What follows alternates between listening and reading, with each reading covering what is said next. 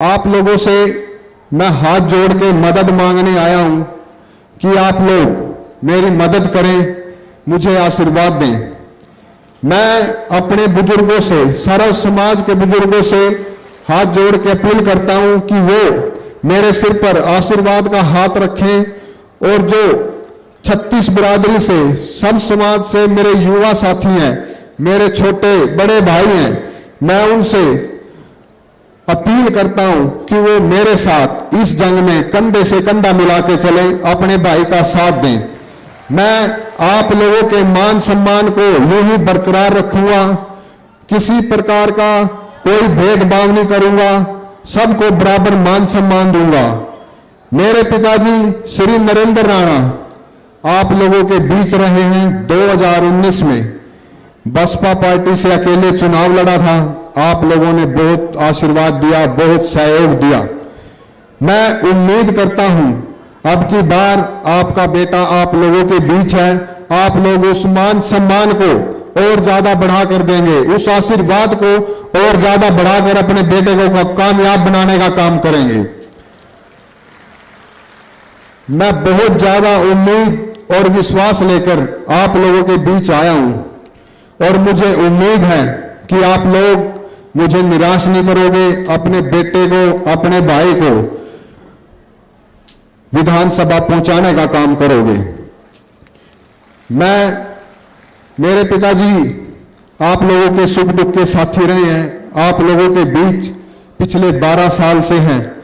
मैं भी आप लोगों के सुख दुख का साथी रहूंगा। जहां भी आप लोगों को मेरी जरूरत पड़ेगी, मैं आप लोगों के बीच खड़ा मिलूंगा। जहां भी समाज, कोई बिरादरी सामाजिक या सार्वजनिक काम में मेरी कोई जिम्मेवारी लगाएगा, मैं उस जिम्मेवारी पे भी खरा उतरूंगा।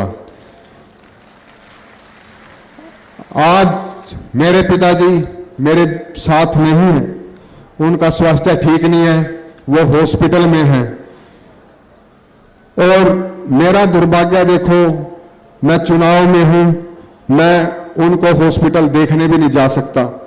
सुबह घर से निकलता हूं, रात को देर रात घर जाता हूं, सुबह फिर निकल पड़ता हूं, अकेला होता हूं। जब ये जंग शुरू की थी तब मैं अकेला था, आप लोगों के बीच आया, आप लोगों ने इतना प्यार दिया, इतना आशीर्वाद दिया, मेरी हिम्मत बढ़ाई, मेरा हौसला बढ़ाया। मैं हाथ जोड़ के अपील करता हूं आप लोगों से, आप लोग ये मेरी हिम्मत और ये मेरा हौसला टूटने मत देना।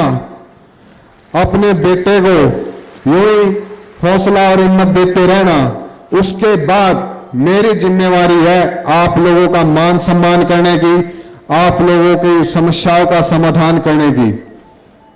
मैं आप लोगों के लिए दिन रात एक कर दूंगा। युवा हूं, युवा सोच रखता हूं, युवाओं के लिए, अपने बराबर के भाइयों के लिए, छोटे भाइयों के लिए रोजगार के साधन उपलब्ध कराऊंगा। मेरी कोशिश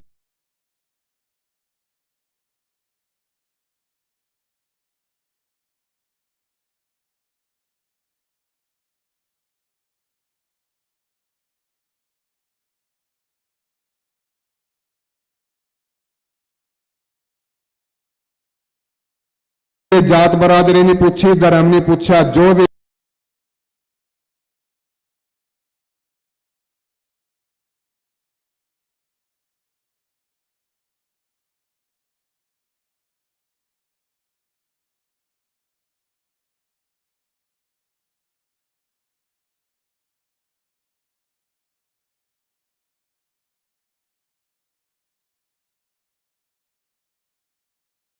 लोगों के बीच रहूंगा, क्योंकि आप लोगों से ही मैं हूं।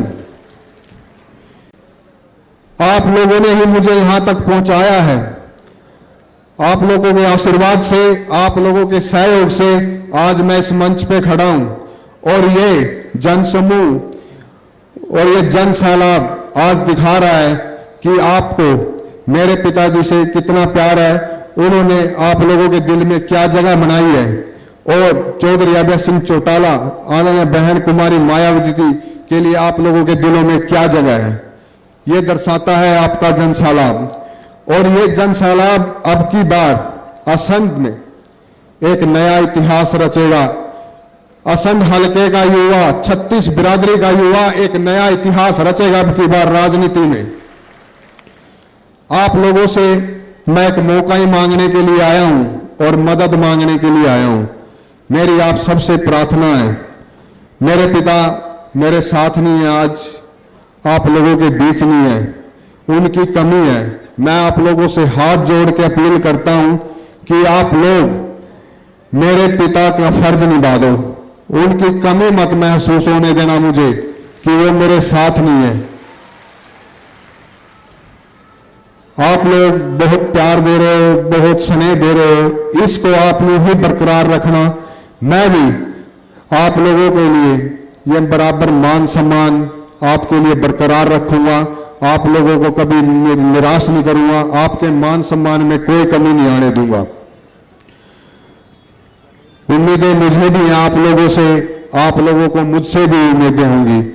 मैं कोशिश करूंगा आप लोगों की उम्मीदों पे खरा उतरने की, और मेरी कोशिश रहेगी अब की बार इस असंध हलके का नक्शा बदल के रखूंगा मैं। आप लोगों ने बहुत से विधायक बनाए हैं, सब पार्टियों को आजमा के देख लिया आप लोगों ने। एक मौका अपने बेटे को, अपने भाई को दे के देखो। इस असंध हलके का विकास मैं करके दिखाऊंगा। मैं गारंटी लेता हूं कि विकास कैसे होता है और करके दिखाऊंगा। विकास तो करना ही है, साथ में युवाओं को साथ लेके चलूंगा हर तरह से, जहां भी इन्हें मेरी जरूरत पड़ेगी, क्योंकि ये देश का भविष्य है। इनके लिए हर काम करूंगा, रोजगार को लेके भी, शिक्षा को लेके भी, खेल कूद को लेके भी। मेरी पहल रहेगी कि इस असंध हलके का युवा पूरे हरियाणा में और पूरे देश में नाम चमका के रखेगा कि हाँ भाई हरियाणा से असंध हलका है, उस गांव से है, गांव तक का नाम चमकेगा अब की बार। मैं आप लोगों के लिए दिन रात एक करूंगा, पूरी मेहनत करूंगा, पूरी लगन से करूंगा, पूरी शिद्दत से करूंगा। बस आप लोग मेरे सर पर आशीर्वाद का हाथ रखना, और मेरे जो भाई हैं वो मेरे साथ कंधे से कंधे मिला के चलना।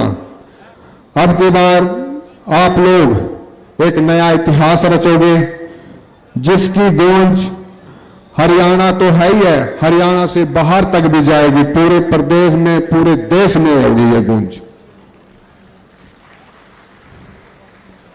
आप लोगों ने मेरे पिताजी को भी बहुत प्यार दिया है, और मुझे भी उम्मीद है कि आप इस बार मुझे ये प्यार, ये मान सम्मान, ये आशीर्वाद और ज्यादा बढ़ा कर दोगे।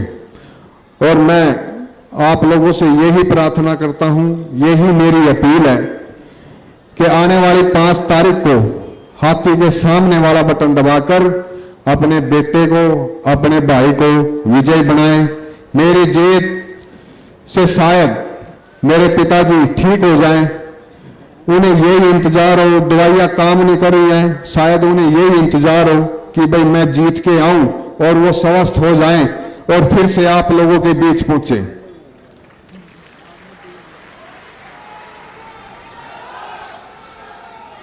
आप लोग बस मेरी ये मदद कर दो, दुआओं से ज्यादा शायद आप लोगों की दुआएं काम आ जाएं। करोगे ना आप मेरे पिता के लिए दुआ?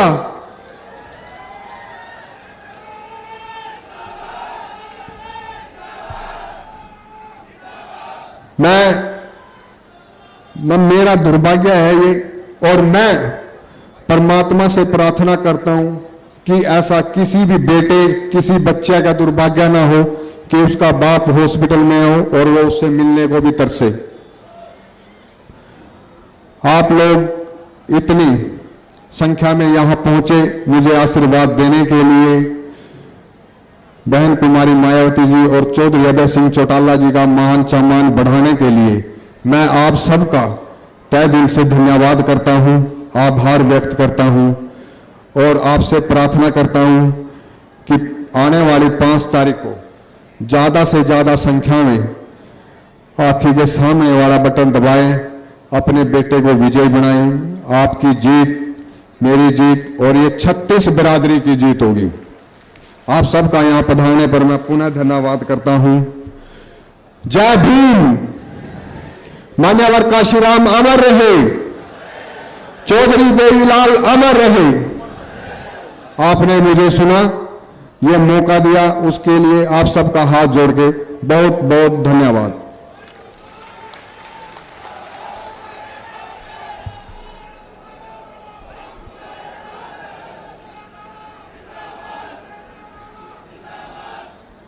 कितने भावुक शब्दों में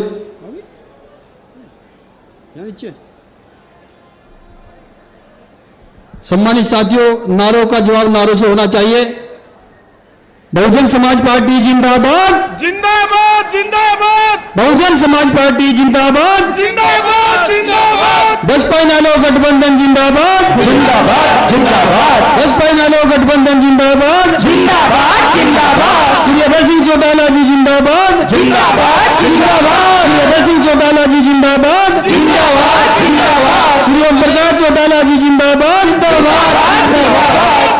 बहन कुमारी मायावती जी जिंदाबाद, जिंदाबाद जिंदाबाद बहन कुमारी मायावती जी जिंदाबाद, जिंदाबाद जिंदाबाद आकाश आनंद जी जिंदाबाद, जिंदाबाद जिंदाबाद श्री आकाश आनंद जी जिंदाबाद, जिंदाबाद जिंदाबाद बहन कुमारी मायावती जी जिंदाबाद, जिंदाबाद जिंदाबाद बाबा साहब भीमराव अम्बेडकर जी अमर रहे, अमर रहे अमर रहे बाबा साहब भीमराव अम्बेडकर जी अमर रहे, अमर रहे अमर रहे मान्यवर साहब श्री काशीराम जी अमर रहे, अमर रहे अमर रहे मान्यवर साहब श्री काशीराम जी अमर रहे, अमर रहे अमर रहे चौधरी देवीलाल जी अमर रहे, अमर रहे अमर रहे चौधरी देवीलाल जी अमर रहे, अमर रहे अमर रहे बहन कुमारी मायावती जी जिंदाबाद, जिंदाबाद जिंदाबाद बहन कुमारी मायावती जी जिंदाबाद, जिंदाबाद जिंदाबाद श्री अभय सिंह चौटाला जी जिंदाबाद, जिंदाबाद जिंदाबाद श्री ओम प्रकाश चौटाला जी जिंदाबाद। जिंदाबाद जिंदाबाद बहन जी आप आगे बढ़ो, हम आपके साथ हैं बहन जी आप संघर्ष करो,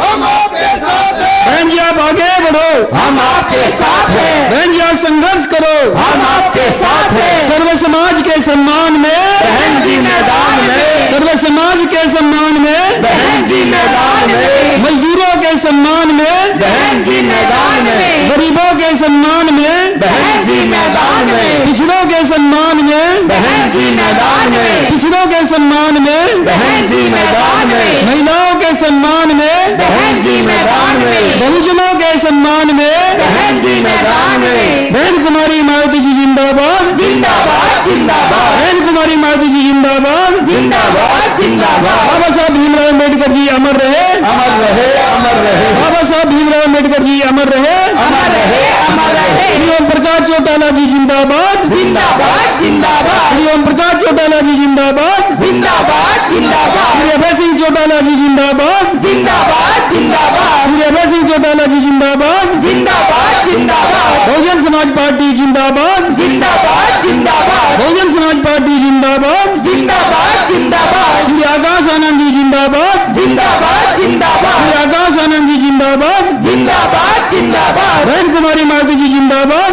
जिंदाबाद जिंदाबाद बसपा नालो गठबंधन जिंदाबाद, जिंदाबाद जिंदाबाद बसपा नालो गठबंधन जिंदाबाद, जिंदाबाद जिंदाबाद बसपा नालो गठबंधन जिंदाबाद। जिंदाबाद जिंदाबाद बहन जी आप संघर्ष करो, हम आपके साथ हैं बहन जी आप संघर्ष करो, हम आपके साथ हैं बहन जी आप आगे बढ़ो, हम आपके साथ हैं बहन जी आप आगे बढ़ो, हम आपके साथ हैं सर्व समाज के सम्मान में, बहन जी मैदान में सर्व समाज के सम्मान में, बहन जी मैदान में मजदूरों के सम्मान में, बहन जी मैदान में मजलूमों के सम्मान में, बहन जी मैदान में मजदूरों के सम्मान में, बहन जी मैदान में गरीबों के सम्मान में, बहन जी मैदान में पिछड़ों के सम्मान में, बहन जी मैदान में पिछड़ों के सम्मान में, बहन जी मैदान में महिलाओं के सम्मान में, बहन जी मैदान में बहुजनों के सम्मान में, बहन जी मैदान में बहुजन समाज पार्टी जिंदाबाद, जिंदाबाद जिंदाबाद बहुजन समाज पार्टी जिंदाबाद,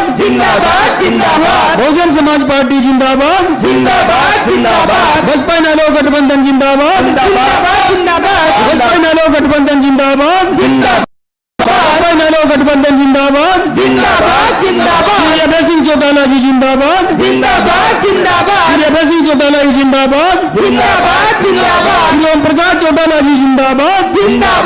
जिंदाबाद श्री ओम प्रकाश चौटाला जी जिंदाबाद। जिंदाबाद जिंदाबाद बहन जी आप संघर्ष करो, हम आपके साथ हैं बहन जी आप संघर्ष करो, हम आपके साथ हैं बहन जी आप आगे बढ़ो, हम आपके साथ हैं बहन जी आप आगे बढ़ो। हम आपके साथ हैं सर्व समाज के सम्मान में, बहन जी मैदान में सर्व समाज के सम्मान में, बहन जी मैदान में मजदूरों के सम्मान में, बहन जी मैदान में मजदूरों के सम्मान में, बहन जी मैदान में गरीबों के सम्मान में, बहन जी मैदान में वंचितों के सम्मान में, बहन जी मैदान में वंचितों के सम्मान में, बहन जी मैदान में नौजवानों के सम्मान में, बहन जी मैदान में नौजवानों के सम्मान में, बहन जी मैदान में किसानों के सम्मान में, बहन जी मैदान में किसानों के सम्मान में, बहन जी मैदान में पिछड़ों के सम्मान में, बहन जी मैदान में पिछड़ों के सम्मान में, बहन जी मैदान में महिलाओं के सम्मान में, बहन जी मैदान में महिलाओं के सम्मान में, बहन जी मैदान में बहुजनों के सम्मान में, बहन जी मैदान में बहुजनों के सम्मान में। बहन जी मैदान में बसपा नलो गठबंधन जिंदाबाद, जिंदाबाद जिंदाबाद बसपा नलो गठबंधन जिंदाबाद, जिंदाबाद जिंदाबाद बहुजन समाज पार्टी जिंदाबाद, जिंदाबाद जिंदाबाद बहुजन समाज पार्टी जिंदाबाद, जिंदाबाद जिंदाबाद बहन कुमारी मायावती जी जिंदाबाद,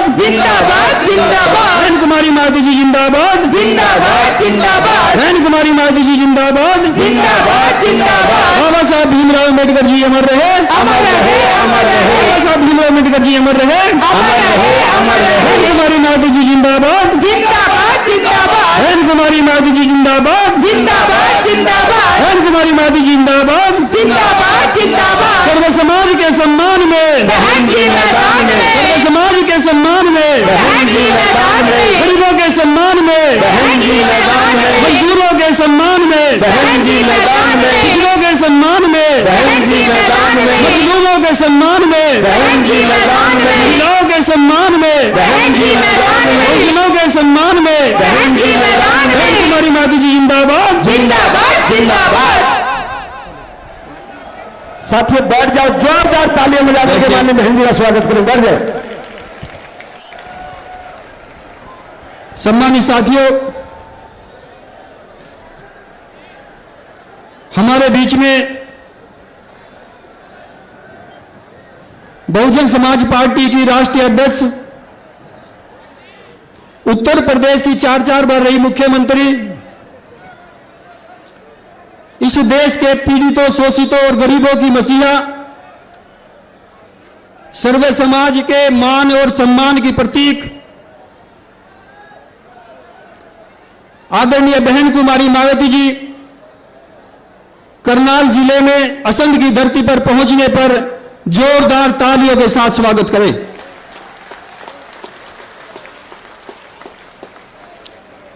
इसी क्रम में हमारे बीच में गठबंधन के दोनों नेता आदरणीय बहन कुमारी मायावती जी, आदरणीय श्री ओम प्रकाश चौटाला जी के आशीर्वाद प्राप्त करके गठबंधन के होने वाले सीएम श्री अभय सिंह चौटाला जी इस मंच पर पहुंच चुके हैं। उनके लिए भी जोरदार तालियों से स्वागत करें। इसी क्रम में आदरणीय बहन जी का आशीर्वाद प्राप्त करके आदरणीय बहन कुमारी मायावती जी के घोषित उत्तराधिकारी श्री आकाश आनंद जी मंच पर पहुंच चुके हैं। उनके लिए भी जोरदार तालियों से स्वागत करें। सम्मानित साथियों, अब मैं इस असम विधानसभा के प्रत्याशी गोपाल सिंह राणा जी से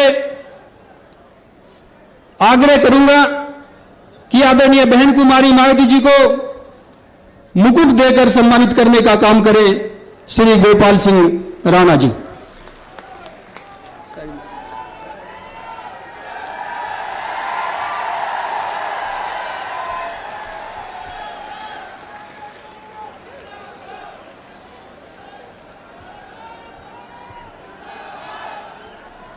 अब मैं बहुजन समाज पार्टी के महासचिव राम कुमार सालवन जी से आग्रह करूंगा कि श्री अभय सिंह चौटाला जी को मुकुट देकर सम्मानित करने का काम करें श्री राम कुमार सालवन जी। उल्टा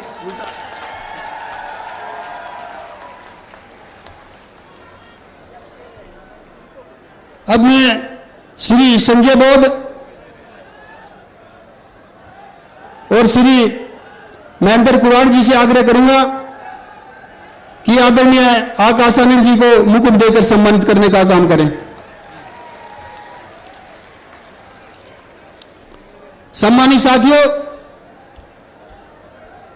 इंतजार की घड़ी खत्म हुई और मैं सबसे पहले आमंत्रित करना चाहूंगा इस प्रदेश के आदरणीय बहन जी का आशीर्वाद प्राप्त करके होने वाले सीएम आदरणीय श्री अभय सिंह चौटाला जी से आग्रह करता हूं कि वो आए और अपने शब्दों से इस जनसभा को संबोधित करने का काम करें।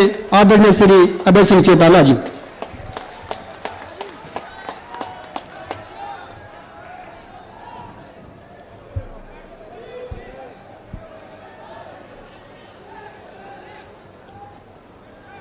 बहुत ही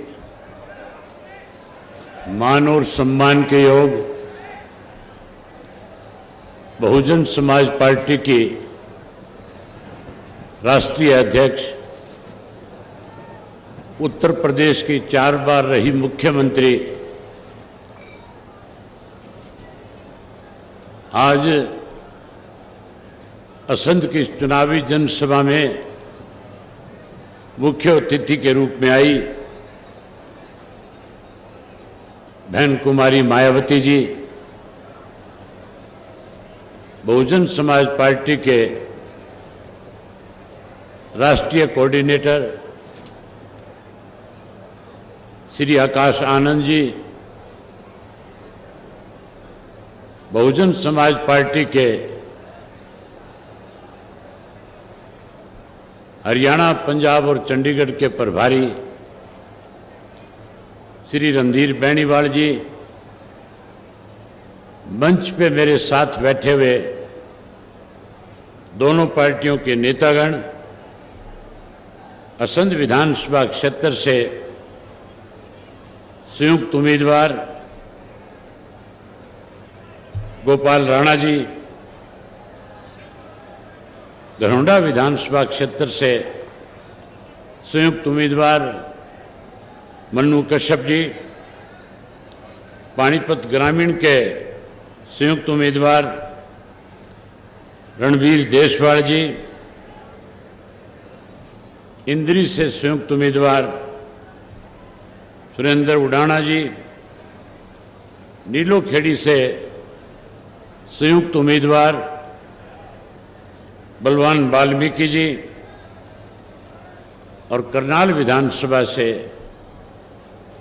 संयुक्त उम्मीदवार भाई सुरजीत पहलवान जी,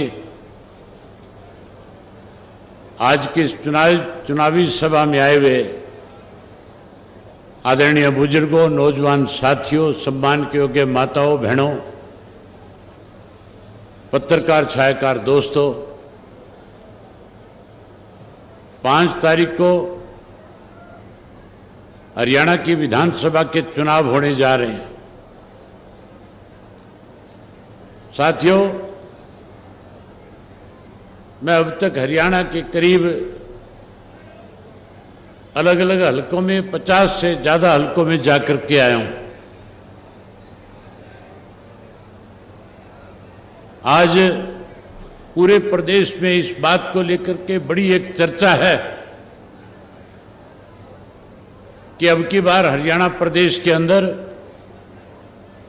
जब भाजपा को लोग सत्ता से बाहर करेंगे,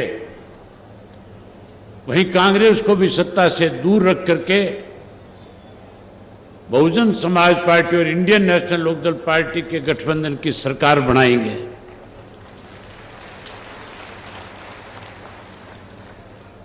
आपकी आज की इस भीड़ को देख करके मैं प्रेस के लोगों से ये बात खुल करके कह सकता हूं कि असंध विधानसभा क्षेत्र की सीट भी बहुजन समाज पार्टी और इंडियन नेशनल लोकदल पार्टी का संयुक्त उम्मीदवार गोपाल राणा बड़े भारी बहुमत के साथ जीतने का काम करेंगे। साथियों, हरियाणा के लोगों ने 10 साल पहले कांग्रेस का राज देखा। कांग्रेस के राज से दुखी और परेशान होकर के कहीं भारतीय जनता पार्टी को सत्ता सौंपने का काम किया और भारतीय जनता पार्टी ने पिछले 10 वर्ष में इस किस्म के हालात प्रदेश के कर दिए कि आज हर वर्ग के लोग दुखी है, परेशान है, आज बदलाव चाहते हैं। इस 10 वर्ष में भारतीय जनता पार्टी की कैसी कार्य प्रणाली रही, अगर मैं विस्तार से उसकी चर्चा करूंगा तो साथियों बहुत लंबा समय लग जाएगा।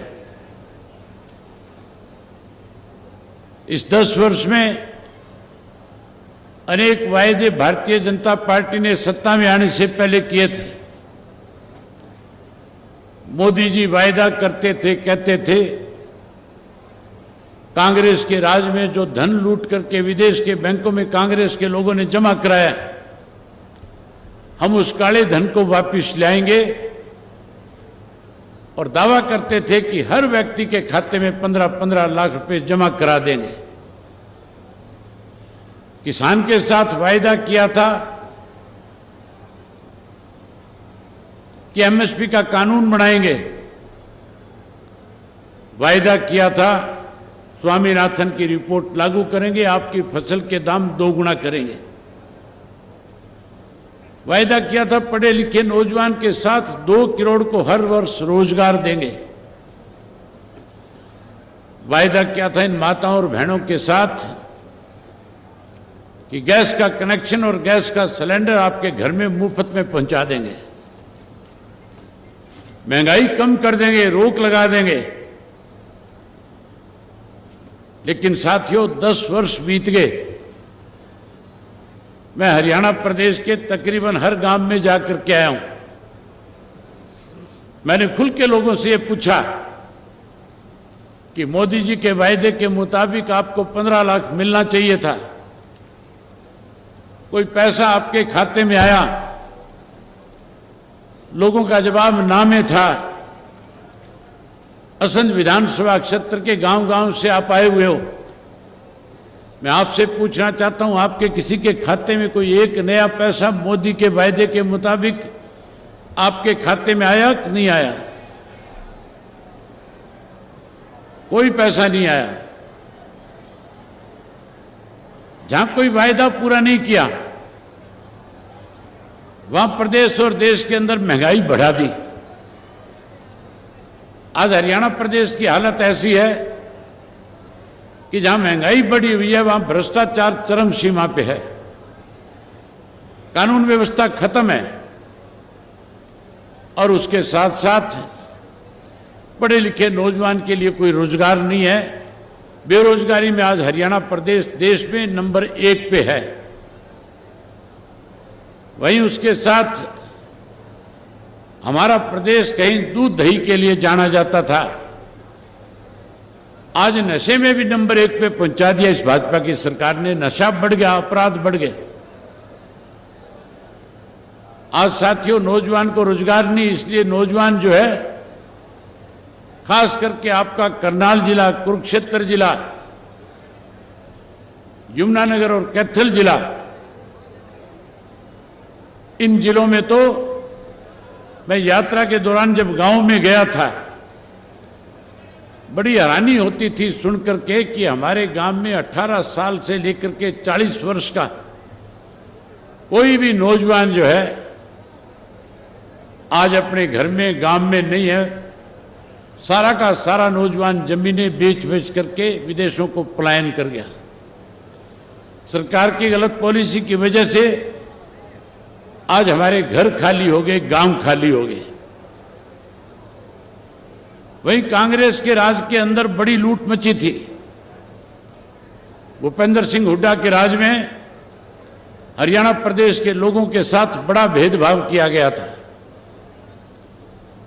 चाहे कोई नौकरी निकलती थी, चाहे कोई रोजगार के साधन उपलब्ध कराने की बात थी,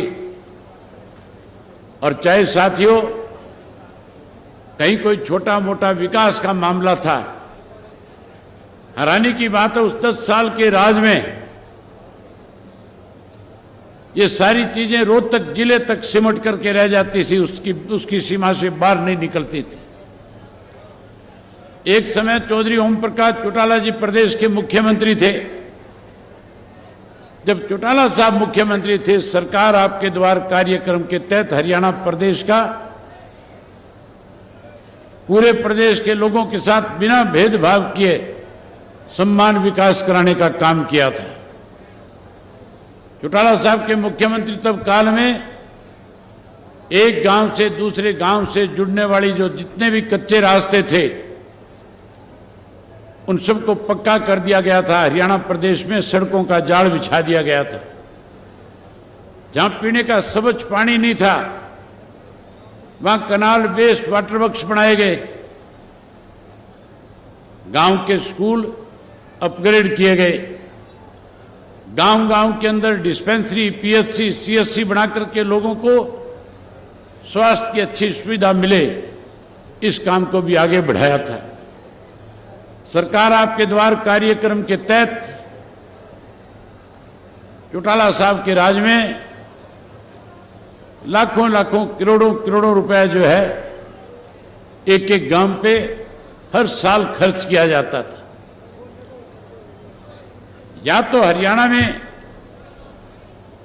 चौधरी देवीलाल जी के राज के अंदर जो वायदे किए गए थे उनको पूरा किया गया था, और या फिर दलित समाज को ऊपर कैसे उठाया जाए,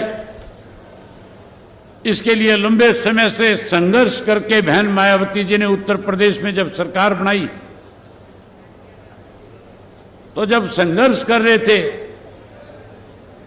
जब आम नागरिक को अपने साथ जोड़ रहे थे, आम नागरिक का विश्वास जीत रहे थे, जब दबे कुचले लोगों को जिनका वोट का अधिकार नहीं था उनकी लड़ाई लड़ रहे थे, और उन लोगों के बीच में जाकर के जो वायदे उन्होंने किए, जो बात उन्होंने कही, उत्तर प्रदेश के लोगों ने यकीन करके जब उनकी सरकार बनाई तो सरकार बनने के बाद अनेक ऐसे काम किए जो आज भी उत्तर प्रदेश के लोग याद करते हैं। गरीब का उत्थान किया, किसान की मदद करी, और उसके साथ साथ उत्तर प्रदेश का गुंडा राज खत्म करने का काम अगर किसी ने किया तो बहन मायावती जी ने किया। साथियों, चुनाव का वक्त है। हर पार्टी अपना मैनिफेस्टो लेकर के आएगी, अलग अलग तरह के वायदे करेंगे, लुभाने की कोशिश करेंगे। आज भारतीय जनता पार्टी चाहे जो मर्जी वायदा कर ले, लोग उनकी बात पे यकीन नहीं करेंगे, भाजपा को सत्ता से बाहर करेंगे। वहीं कांग्रेस पार्टी भी आज कहीं लोगों को लुभाने के लिए रोजाना इश्तिहार निकालते हैं, तरह तरह के वायदे करते हैं। बड़ी हैरानी की बात है, जो पार्टी 10 साल सत्ता में रही, सत्ता में रहते हुए लोगों को कोई सुविधाएं प्रदान नहीं करी, महंगाई बढ़ाई, भ्रष्टाचार बढ़ाया, गुंडा तत्व को कहीं ना कहीं संरक्षण देने का काम किया। आज वो लोग भी वायदा करते और कहते हैं अगर हमारा राज बन जाएगा गैस का सिलेंडर 500 रुपए का कर देंगे। वायदा करते हैं पेंशन 6000 कर देंगे। वायदा करते हैं ओल्ड पेंशन स्कीम लागू कर देंगे। ये कांग्रेस के लोग वायदा करते हैं और कहते हैं गरीब आदमी को 100 गज का प्लाट देंगे, पक्का मकान बना करके देंगे। इनका 10 साल राज था। इस 10 साल के राज के अंदर किसने भूपेंद्र सिंह हुड्डा का हाथ पकड़ा था? कौन मना कर रहा था? ये सारी सुविधाएं 10 साल के उस राज में, उस कार्यकाल में क्यों नहीं दी? अब केवल सत्ता का दाव लगाना चाहते हैं। आज वायदे करके लोगों को कहीं भ्रमित करना चाहते हैं। अगर वायदे प्रदेश में किसी ने पूरे किए तो उस शख्स का नाम चौधरी देवीलाल था। आप याद करो, चौधरी देवीलाल जी ने सन 1987 में आपसे वायदे किए थे, कहा था कि अगर मेरी सरकार बनाओगे, मुझे सेवा का मौका दोगे, तो बुजुर्ग आदमी को जिसकी उम्र 60 वर्ष हो जाएगी, सरकार के खजाने से 100 रुपया माहवार पेंशन देने का काम करूंगा। किसान से, मजदूर से, गरीब आदमी से, छोटे दुकानदार से कहा था कि आप कर्जे से पीड़ित हैं, सरकार बनाओ, 10-10 हजार रुपए का कर्जा माफ करूंगा। जो 10,10,000 उस वक्त का था, आज के 10 लाख से भी ज्यादा है। साथियों, वायदा किया था गरीब की बेटी की शादी में दिक्कत परेशानी ना आए, 5100 कन्यादान दूंगा। बंसीलाल मुख्यमंत्री थे, कह रहे थे कि देवीलाल भका रहा है, मैं LLB हूं, वकील हूं, पढ़ा लिखा हूं, चिंता करने की जरूरत नहीं, सरकारी खजाने से कोई धन इस तरह दिया नहीं जा सकता। अगर ऐसा संभव होता तो मैं आपको पहले मुहैया करा देता। आपने चौधरी देवीलाल को सरकार बना करके दी। चौधरी देवीलाल ने कानून बना करके तीनों के तीनों वायदे आपके पूरे करने का काम किया। आज फिर कांग्रेस के लोग वायदे करके कहीं मतदाता को लुभाना चाहते हैं। इनसे वायदे पूरे नहीं हो सकते। इनकी नीयत ठीक होती तो 10 साल पहले पूरे करते। अगर कोई वायदा पूरा करेगा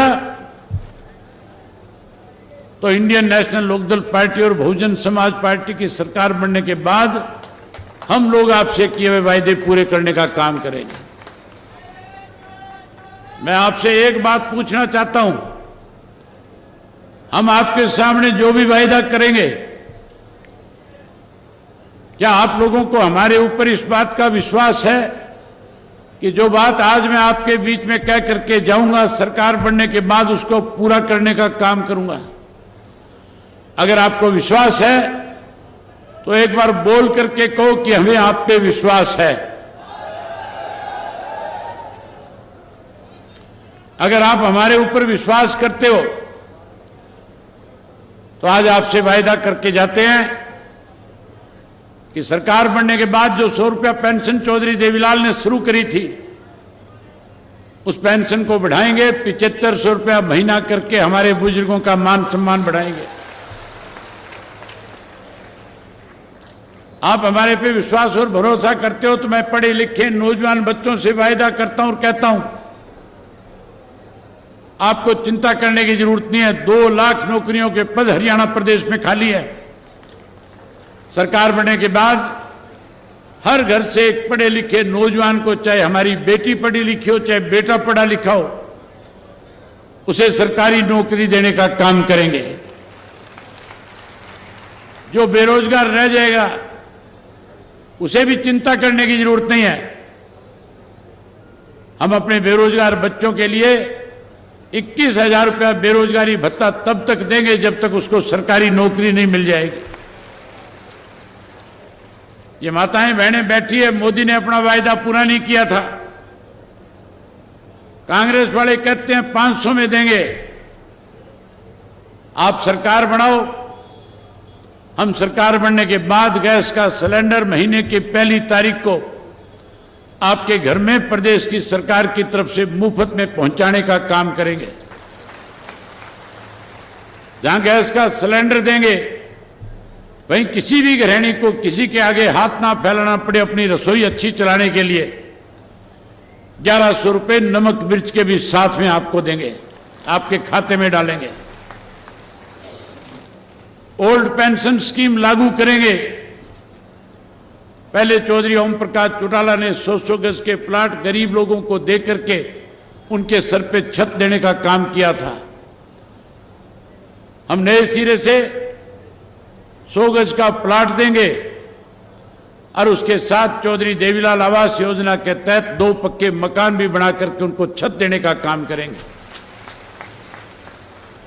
ओल्ड पेंशन स्कीम लागू करेंगे और उसके साथ साथ हरियाणा प्रदेश के हर गांव में पीने का स्वच्छ पानी हो, कनाल वेस्ट वाटर देंगे और मुफ्त में आपको पानी मुहैया कराने का काम करेंगे। जहां पानी मुफ्त देंगे वहीं साथियों बिजली के बिल बहुत आते हैं। बिजली महंगी है कि नहीं है? बिजली के बिल ज्यादा आते हैं कि नहीं आते हैं? आप चिंता मत करो, राज बनाओ। ये सारे मीटर पड़वा करके मनोहर लाल खट्टर के घर के दरवाजे पे टंगवा दूंगा।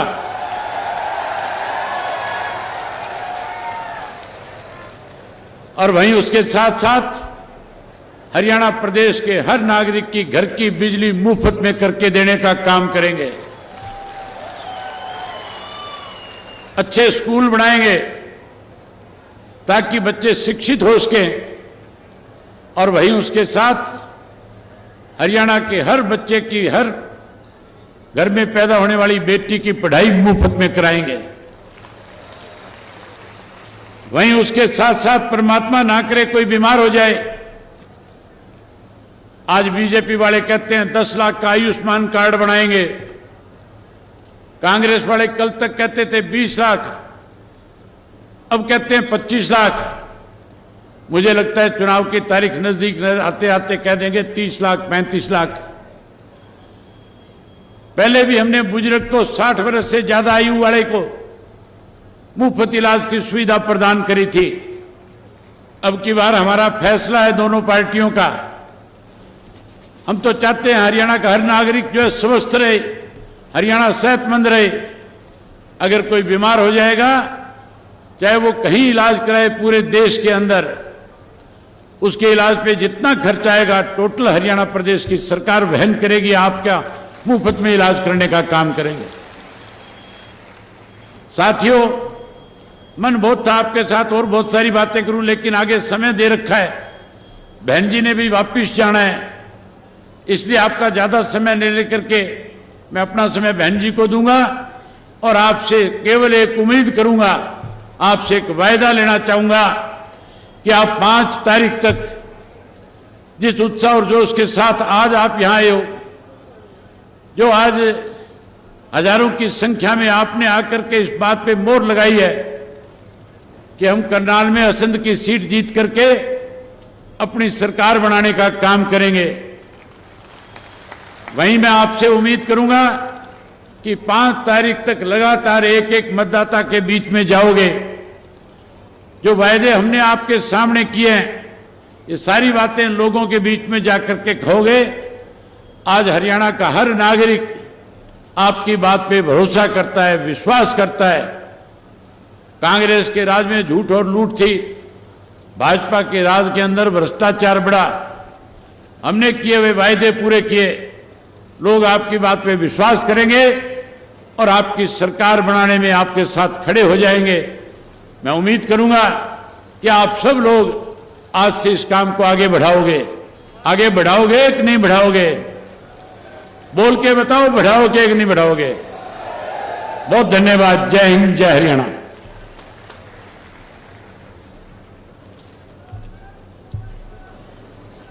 सम्मानित साथियों,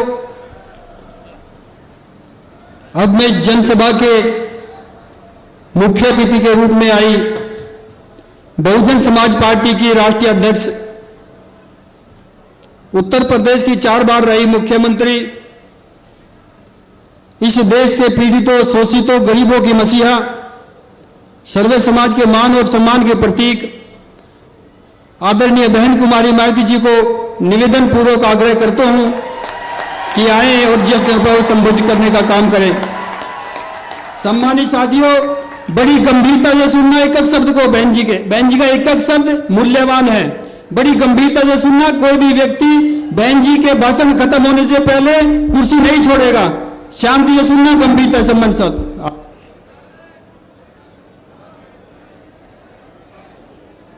चुनावी जनसभा में इकट्ठा हुए बहुजन समाज पार्टी व भारतीय राष्ट्रीय लोकदल के बने इस गठबंधन के सभी छोटे बड़े पदाधिकारी, नेता एवं कार्यकर्तागण, आज आप लोग यहाँ हरियाणा प्रदेश में विधानसभा के लिए हो रहे आम चुनाव में अपने बने इस गठबंधन के उम्मीदवारों के समर्थन में हमें सुनने के लिए यहाँ इकट्ठा हुए हैं, तो उसके लिए मैं आप सभी लोगों का हार्दिक दिल से आभार प्रकट करती हूँ,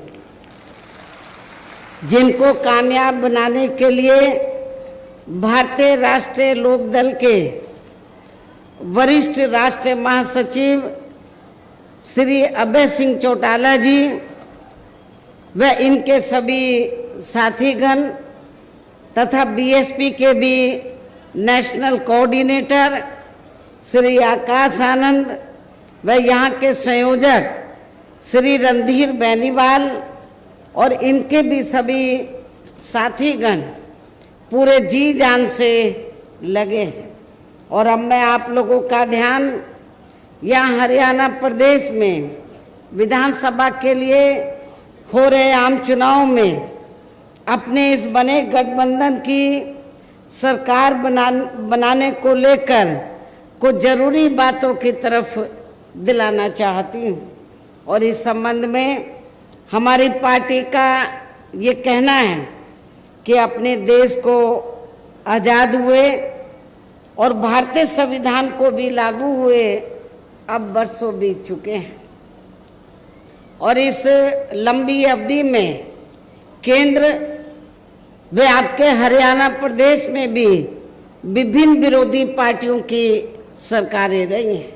लेकिन दुख की बात यह है कि इस दौरान आपके हरियाणा प्रदेश में भी यहाँ विरोधी पार्टियों की रही सरकारों में सर्व समाज में से खासकर दलितों, आदिवासियों, पिछड़े वर्गों, मुस्लिम व अन्य धार्मिक अल्पसंख्यकों के साथ साथ गरीबों, मजदूरों, किसानों, व्यापारियों एवं अन्य मेहनतकश लोगों का भी पूर्ण रूप से विकास व उत्थान आदि नहीं हो सका है।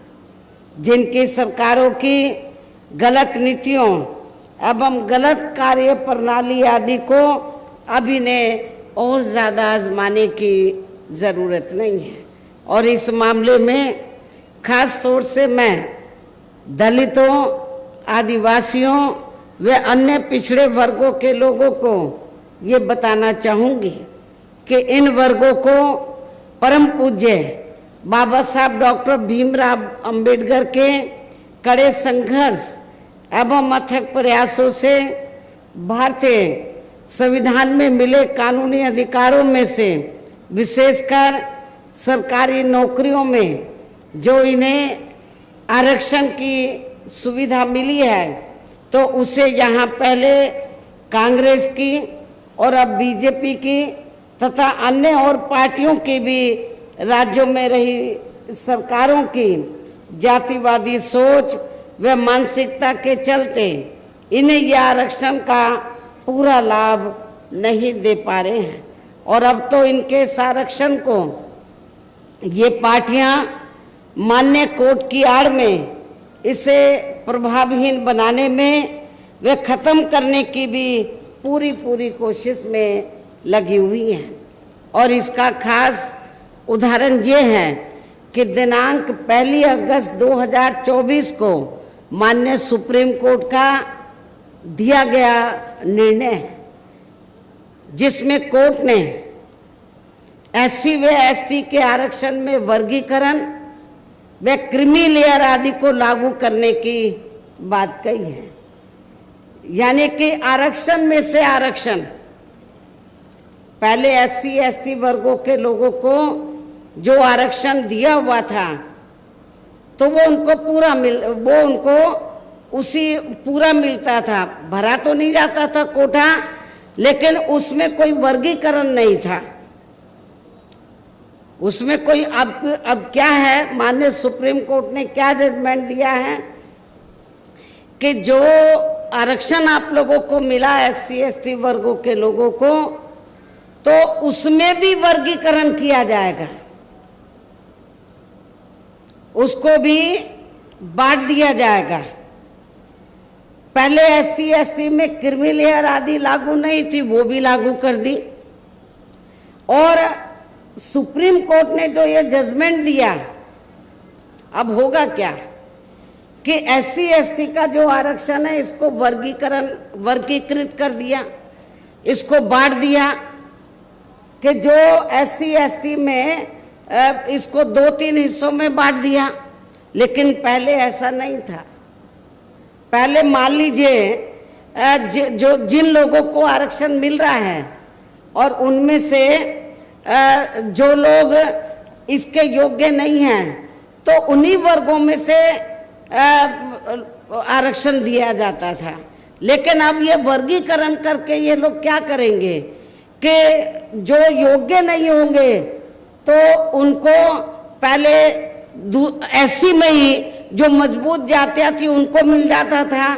अब ये धीरे से चुपके से अब ये करेंगे क्या, सामान्य वर्गों के लोगों को उनका ये आरक्षण दे देंगे। और ये जो व्यवस्था की गई है, माननीय सुप्रीम कोर्ट ने जो व्यवस्था की है, तो इस व्यवस्था में सेंटर की ओर से, सेंटर में किसकी सरकार है, भारतीय जनता पार्टी की। भारतीय जनता पार्टी का जो सरकारी वकील उधर खड़ा हुआ, उसने सुप्रीम कोर्ट के इस फैसले का स्वागत किया, कहा कि हम सहमत हैं, इससे हम सहमत हैं। कांग्रेस के भी वकील खड़े हुए, उन्होंने कहा कि हम इससे सहमत हैं। और ये SC ST में जो आरक्षण में पहले वर्गीकरण नहीं था, अब उसमें वर्गीकरण कर दिया। अब आपको बहुत, और इनको जो SC ST की जातियां हैं, तो वर्गीकरण करके इनको आपस में लड़ाने का काम किया है। और ये जो पार्टियां क्या कर रही हैं, लड़ाने का काम कैसे कि फूट डालो और राज करो। अभी तक SC ST एक प्लेटफार्म पे रहता था, लेकिन इसकी आड़ में इनको बांट के फूट डालो। कुछ जो वोट कुछ वोट BSP ले जाए और कुछ वोट वो दूसरी पार्टियां ले जाए, इनको बांट के रखो। जिनको ये कह रहे हैं कि वर्गीकरण करके हम फायदा पहुंचा रहे हैं, तो उनका ये वोट ले जाएंगे, जबकि इससे कोई फायदा होने वाला नहीं है। धीरे पर्दे के पीछे इसका ज्यादातर लाभ जनरल लोगों को ही मिल जाएगा। और एक दिन ऐसा आ जाएगा कि आपका ये आरक्षण प्रभावहीन बन जाएगा, ना के बराबर रह जाएगा, खत्म हो जाएगा। और यदि इन वर्गों के आरक्षण के मामले में केंद्र की वर्तमान भाजपा सरकार की भी नीति व नीयत साफ होती, तो फिर ये सरकार माननीय सुप्रीम कोर्ट के आरक्षण को लेकर आए इस निर्णय को बिना कोई देरी किए हुए उसे निष्प्रभावी बनाने व पूर्व की स्थिति में लाने के लिए संसद का विशेष सत्र बुलाकर फिर संवैधानिक संशोधन विधेयक जरूर लाती और उसे विपक्ष को साथ में लेकर पास भी जरूर कराती। और इतना ही नहीं, बल्कि इसके लिए कांग्रेस व इनके इंडिया गठबंधन ने अभी तक भी केंद्र सरकार पर कोई दबाव नहीं बनाया है। और ऐसा करना तो बहुत दूर की बात रही, बल्कि इन्होंने माननीय सुप्रीम कोर्ट के इस निर्णय पर अभी तक कुछ भी खुलकर नहीं बोला है। ना बीजेपी ने, ना कांग्रेस ने, ना अन्य पार्टियों ने कुछ भी खुलकर नहीं बोला है। और इस मामले में केंद्र की भाजपा सरकार व अधिकांश सभी विरोधी पार्टियां अभी तक भी चुप्पी साधे हुए हैं। यहाँ मैं ये भी बता देना चाहती हूँ कि माननीय कोर्ट ने SC ST आरक्षण में वर्गीकरण करने व क्रीमी लेयर को भी लागू करने का ये कार्य जो पहले संसद के पास था, राष्ट्रपति जी के पास था, उनसे वापस लेकर तो एससी एसटी के आरक्षण में वर्गीकरण करने व क्रीमी लेयर को भी लागू करने का ये कार्य अब राज्य सरकारों के ऊपर छोड़ दिया है। जो पहले राज्य सरकारों के पास नहीं था, संसद के पास था, राष्ट्रपति जी के पास था, ये राज्य सरकारों के ऊपर छोड़ दिया है। जो राज्य सरकारें हैं, जिस भी पार्टी की सरकार बनेगी तो उस पार्टी की सरकार फिर अपने हिसाब से इसका पूरा राजनीतिक फायदा भी उठाएगी। साथ ही इसकी आड़ में इन वर्गों को बांटकर इन्हें आपस में भी लड़ाएगी। अर्थात अब ये पार्टियां फूट डालो व राज करो की नीति का भरपूर फायदा उठाएंगी। जबकि संविधान के मुताबिक कि जाति को एससी व एसटी की सूची में शामिल करना है या नहीं करना है, तो इसका ये अधिकार अभी तक, जैसा कि मैंने आप लोगों को बताया, ये केवल संसद व माननीय राष्ट्रपति जी को ही दिया हुआ था, जिसे 1 अगस्त 2024 को माननीय सुप्रीम कोर्ट के आए निर्णय के जरिए इसे अब वापस लेकर सीधे ही राज्य सरकारों को दे दिया गया है, जिससे अब इन वर्गों के साथ काफी नाइंसाफी होगी। अर्थात इनका अब यह आरक्षण ना के बराबर ही रह जाएगा। और अब तो कांग्रेस के श्री राहुल गांधी ने भी विदेश में जाकर इनके सभी आरक्षण को आगे वक्त आने पर खत्म करने का भी ऐलान कर दिया है। इसलिए इन वर्गों के लोगों को बाबा साहब डॉक्टर भीमराव अंबेडकर द्वारा जो इन्हें आरक्षण का ये संवैधानिक अधिकार मिला है, तो इसे बचाने के लिए अब यहाँ हरियाणा प्रदेश में हो रहे विधानसभा चुनाव में इन वर्गों को, ऐसी सभी आरक्षण विरोधी पार्टियों को अपना कतई भी वोट नहीं देना है। जो ये पार्टियां माननीय सुप्रीम कोर्ट के आए इस निर्णय को बिल्कुल भी बदलने के लिए तैयार नजर नहीं आती हैं। अर्थात इस मामले में केवल ये पार्टियां इन वर्गों को गुमराह करने में ही लगी हुई हैं। ऐसी स्थिति में अब इन वर्गों को यहाँ विधानसभा के लिए हो रहे आम चुनाव में अपने बने इस गठबंधन की ही सरकार बनाकर इसे लागू होने से, यहाँ के हरियाणा प्रदेश में इसे लागू होने से तब तक लटका कर वे रोक कर रखना है जब तक केंद्र व विपक्ष द्वारा इस निर्णय को संवैधानिक संशोधन के जरिए खत्म करके इसे पुरानी स्थिति में बहाल नहीं कर दिया जाता है। इसलिए ऐसी स्थिति में अब आप लोगों को एक तरफा अपना वोट केवल बीएसपी व इन्हें लोग के बने अपने इस गठबंधन को ही देना है, ताकि सत्ता में आकर यहाँ के स्टेट में माननीय सुप्रीम कोर्ट के आए इस निर्णय पर कुछ हद तक अंकुश लगाया जा सके। हम इसको पास नहीं होने देंगे। हमारा गठबंधन की सरकार होगी तो इसको लटका के रखेंगे, और कब तक रखेंगे? जब तक हम पार्लियामेंट में संवैधानिक संशोधन लाने के लिए हम सेंट्रल गवर्नमेंट के ऊपर दबाव बनाएंगे, वो इसको पुरानी स्थिति में नहीं ले आती है, बहाल नहीं कर देती है। इतना ही नहीं बल्कि केंद्र व राज्यों में कांग्रेस, बीजेपी व अन्य जातिवादी पार्टियों की रही सरकारों ने इनका आरक्षण का कोटा अभी तक भी पूरा नहीं किया है। आपके हरियाणा प्रदेश में भी यही स्थिति है। हर विभाग में सीटें खाली पड़ी, जिसे फिर अंत में किसी न किसी रूप में सामान्य वर्गों को ही दे दिया जाता है। पदोन्नति में आरक्षण को तो इन्होंने मान्य कोर्ट की आड़ में काफी हद तक खत्म कर दिया है। इसके साथ ही केंद्र व राज्यों की भी सरकारों द्वारा इन वर्गों के लोगों को प्राइवेट सेक्टर में आरक्षण दिए जाने की व्यवस्था किए बिना ही इनके ज्यादातर सरकारी कार्य अब यहाँ प्राइवेट सेक्टर के जरिए ही देश के अधिकांश बड़े बड़े पूंजीपतियों व धन्ना सेठों आदि को ही दिए जा रहे हैं, जिसके कारण आपके यहाँ हरियाणा प्रदेश सहित पूरे देश में अब इन वर्गों के लोगों को आरक्षण का बहुत कम ही लाभ मिल पा रहा है और इससे अब पूरे देश में दलितों व आदिवासियों के साथ साथ अन्य पिछड़े वर्गों को भी काफी ज्यादा नुकसान हो रहा है। जबकि अन्य पिछड़े वर्गों के लोगों को ये भी मालूम होना चाहिए कि इन्हें मंडल कमीशन की रिपोर्ट के तहत आरक्षण की सुविधा केंद्र में कांग्रेस पार्टी की रही सरकार में नहीं बल्कि बीएसपी के कड़े संघर्ष एवं अथक प्रयासों से केंद्र में रही श्री बीपी सिंह के सरकार में ही मिली है, जिसका भी अब यहाँ जातिवादी विरोधी पार्टियों की चल रही सरकारें इन्हें पूरा लाभ नहीं दे पा रही हैं।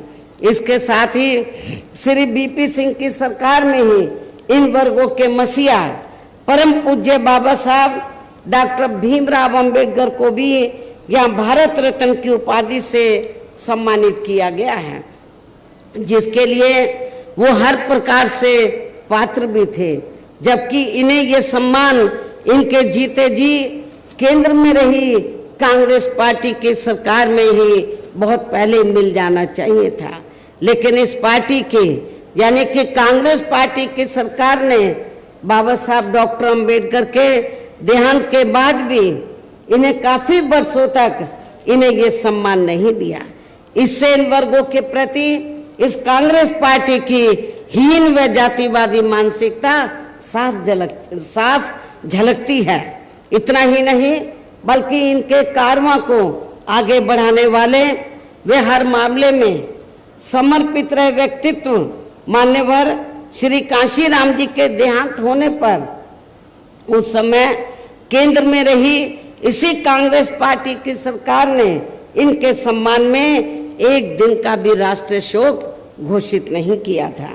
इसके साथ ही इन वर्गों के लोगों को जुर्म जाति से निजात दिलाने के लिए जो भी यहाँ नियम व कानून आदि बने हैं तो उन पर भी केंद्र व राज्यों की सरकारें सही से अमल नहीं कर पा रही हैं, जिससे अब यह खासकर दलितों, आदिवासियों व अन्य पिछड़े वर्गों के ऊपर शोषण करने वाले लोगों का मनोबल और भी ज्यादा बढ़ रहा है।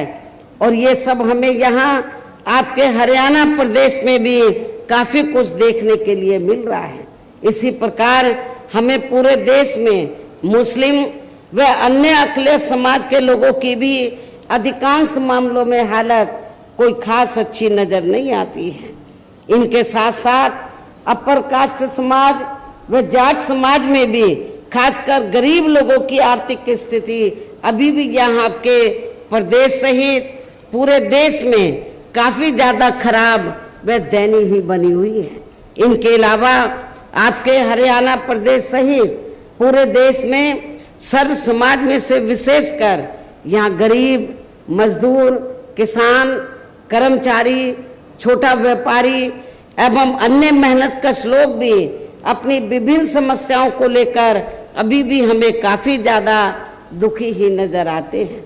और इनमें भी किसान वर्ग तो केंद्र में अभी तक की रही सभी सरकारों द्वारा बनाई गई उनकी गलत नीतियों के कारण अब काफी ज्यादा परेशान व दुखी भी रहा है और अभी भी है। लेकिन इन सब की मुख्य वजह हमारी पार्टी केंद्र में वे आपके हरियाणा प्रदेश में भी यहाँ अब तक की रही अधिकांश विरोधी पार्टियों की सरकारों की गरीब व किसान विरोधी तथा इनकी जातिवादी, पूंजीवादी व संकीर्ण मानसिकता के तहत बनाई गई उनकी गलत नीतियों एवं गलत कार्य प्रणाली को ही काफी हद तक जिम्मेवार मानकर चलती है। और इस मामले में खासकर इनकी गलत आर्थिक नीतियों के वजह से ही आए दिन यहाँ पूरे देश में गरीबी, बेरोजगारी व महंगाई आदि भी काफी ज्यादा बढ़ रही है, जिससे आम जनता काफी ज्यादा परेशान व दुखी भी है। इसके साथ साथ अभी भी अपने देश में भ्रष्टाचार हर स्तर पर काफी ज्यादा फैला हुआ है, जिससे आपका खुद का अपना हरियाणा प्रदेश भी अछूता नहीं रहा है। और इन सब का मुख्य कारण हमारी पार्टी आज़ादी के बाद से लेकर अभी तक केंद्र व देश के अधिकांश राज्यों में तथा आपके खुद के अपने हरियाणा प्रदेश में भी ज़्यादातर सत्ता यहाँ खासकर पूंजीवादी पार्टियों के हाथों में ही आने को मानकर चलती है, जिसके कारण ही अब पूरे देश में वे आपके खुद के अपने प्रदेश में भी अभी भी हमें जहाँ सर्व समाज के लोग अधिकांश मामलों में काफ़ी ज़्यादा दुखी व परेशान ही नजर आते हैं, जबकि पूरे देश में बहुजन समाज पार्टी ही अकेली एक ऐसी पार्टी है जो विरोधी पार्टियों की तरह देश के बड़े बड़े पूंजीपतियों व धन्ना सेठों की आर्थिक मदद से नहीं बल्कि अपनी पार्टी के ही आम कार्यकर्ताओं की आर्थिक मदद से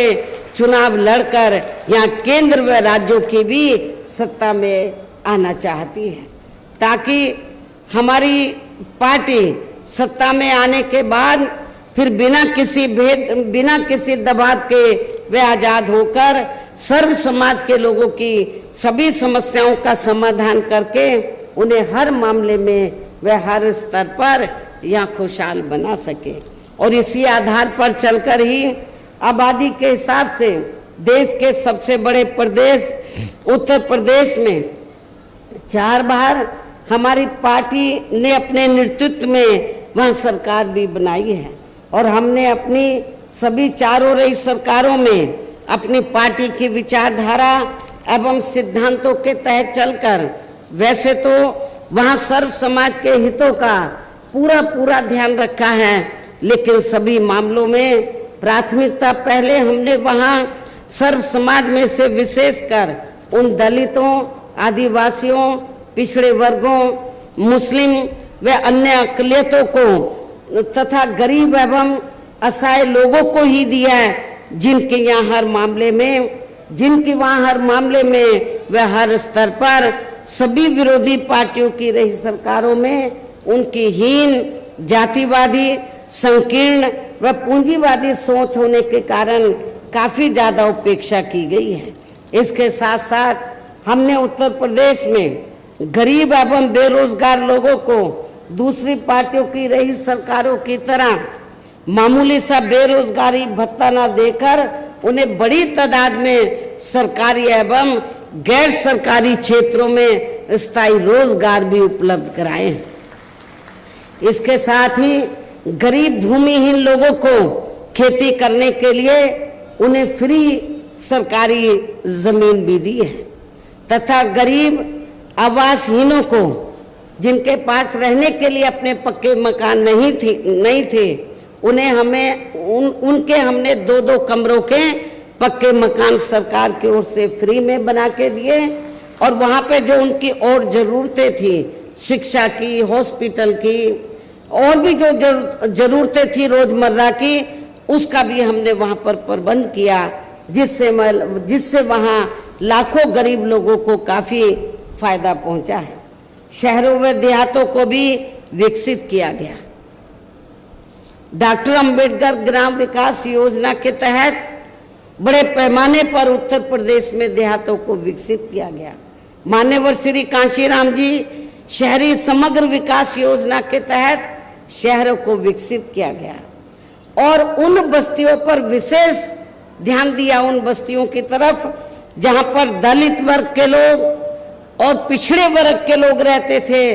तो जो पहले सरकारें रही तो जहां पर दलित और पिछड़े वर्ग के लोग रहते थे उनका वो विकास नहीं करती थी, तो गांव में जाते ही मालूम पड़ जाता था ये दलितों की बस्ती है, ये पिछड़ों की बस्ती है। तो हमारी पार्टी की सरकार ने डॉक्टर अंबेडकर ग्राम विकास योजना के तहत उत्तर प्रदेश में तो देहातों को विकसित किया, और जहां पर दलित अन्य पिछड़े वर्ग के लोग रहते थे उनको हर सुविधाओं से डेवलप किया, विकसित किया, और उसका असर ये हुआ कि चाहे वो दलित वर्ग के लोग हों या अन्य समाज के लोग हों, अपर कास्ट के भी लोग हों, तो जब वो गरीब लोग अपने बेटी की शादी करते थे तो सबसे पहले प्राथमिकता वो डॉक्टर अंबेडकर गांव को देते थे कि हमारी लड़की को सभी सुविधाएं मिलेंगी। इसके अलावा हमारी पार्टी की रही सरकार ने वहां विभिन्न क्षेत्रों में लगे लोगों के साथ साथ छात्रों, युवाओं, महिलाओं व बुजुर्गों आदि के हितों में भी अनेकों महत्वपूर्ण व ऐतिहासिक कार्य किए हैं जिनसे इन्हें काफी ज्यादा लाभ पहुंचा है। किसानों की भी अधिकांश समस्याओं का काफी हद तक समाधान किया गया है तथा उनकी फसलों का भी उन्हें समय से उचित दाम दिया गया है। इतना ही नहीं बल्कि हमने उत्तर प्रदेश में सर्व समाज के लोगों के ऊपर किसी भी प्रकार की कोई जुल्म जाति आदि भी नहीं होने दी है, बल्कि हमारी पार्टी की रही सरकार ने वहां जुल्म जाति करने वाले लोगों को बिना कोई देरी किए हुए उन्हें तुरंत ही जेल की सलाखों के अंदर भेजा है, जहां मेरी सरकार में उनकी सही व असली जगह होती है, जिसकी यहाँ आपके हरियाणा प्रदेश में भी काफी सख्त जरूरत है।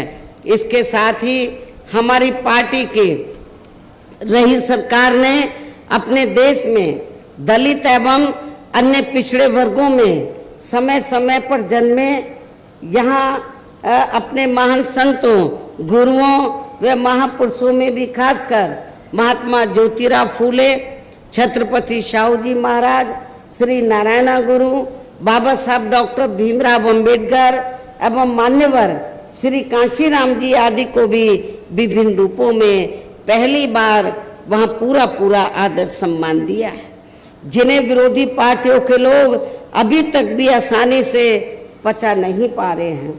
इस प्रकार से उत्तर प्रदेश में हमारी पार्टी ने अपने सभी चारों रहे शासनकाल के दौरान वहाँ हर मामले में व हर स्तर पर सर्व समाज के लोगों को काफ़ी बेहतरीन सरकार दी है।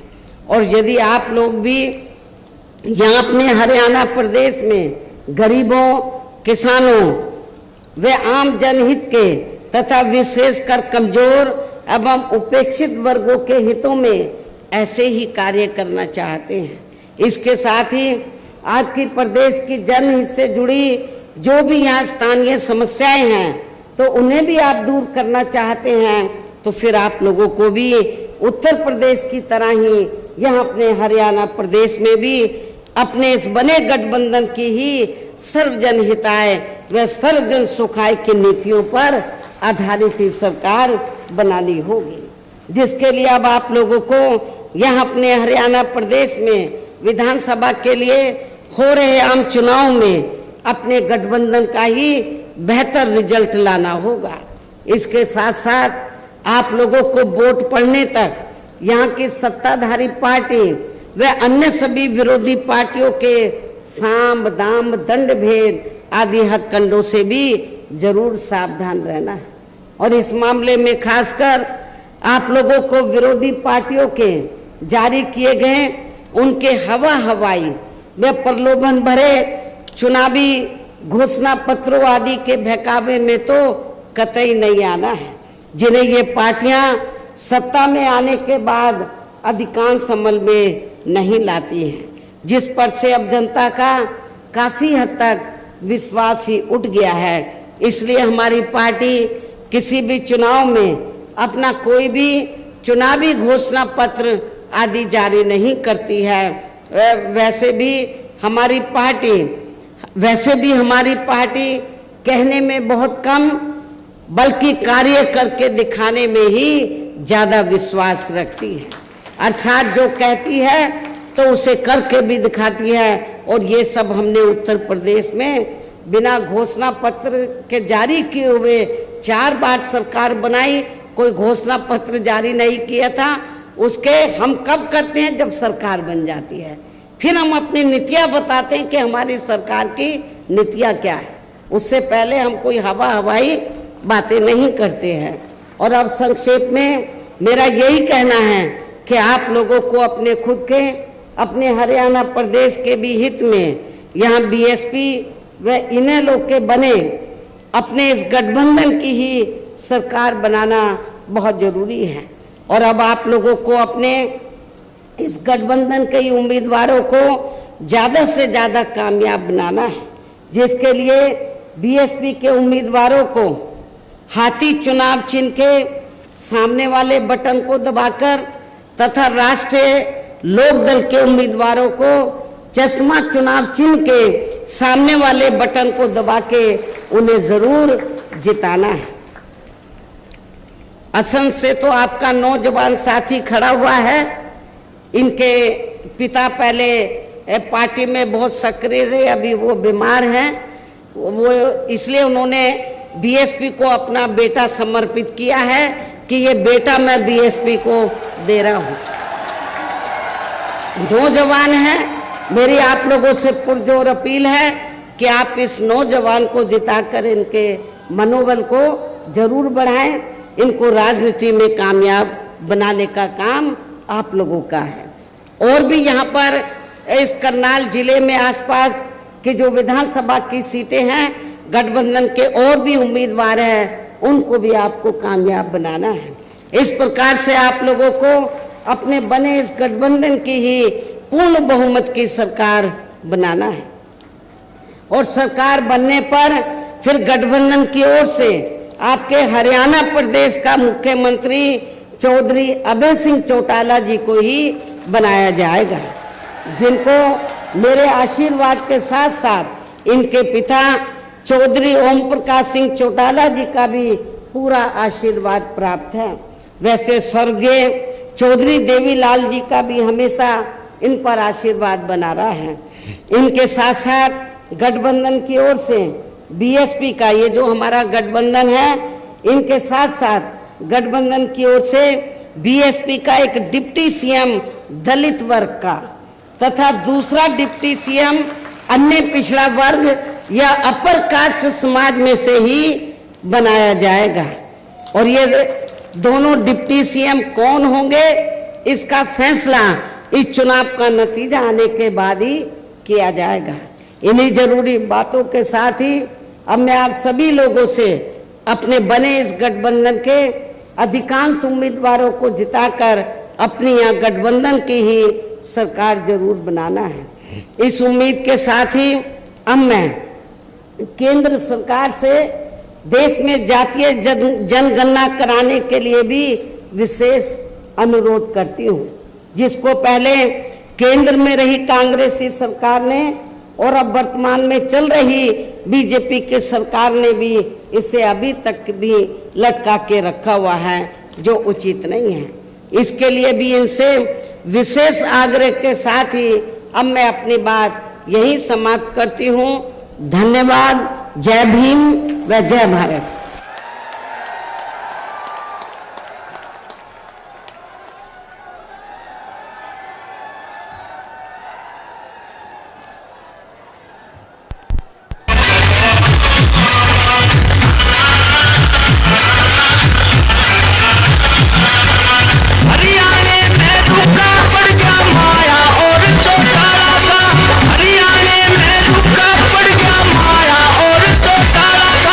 गठबंधन का राज चले हाथी और उसमें आया का